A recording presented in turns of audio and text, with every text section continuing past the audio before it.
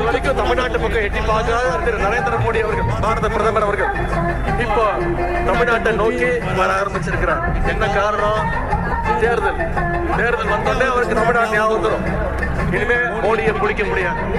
அடிக்கடி தமிழ்நாட்டுக்கு வருவார், திருக்குறள் சொல்லுவார், கடலுக்கடியில போய் தியானம் எல்லாம் பண்ணுவார்.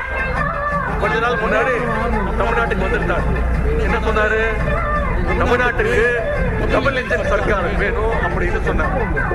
திரு பிரதமர் மோடி அவர்களே, நாங்கள் திராவிட மாடல்கிற சிங்கிள் இன்ஜினை வச்சு ஏற்கனவே டபுள் டிஜிட் growth 11.19% growth எட்டிட்டோம்.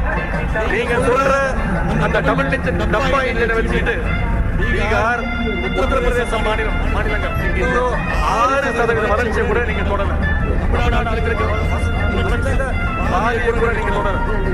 தலைவர் அவர்கள் நமக்கு ஒரு டார்கெட் கொடுத்திருக்கிறாங்க. 200 தொகுதியில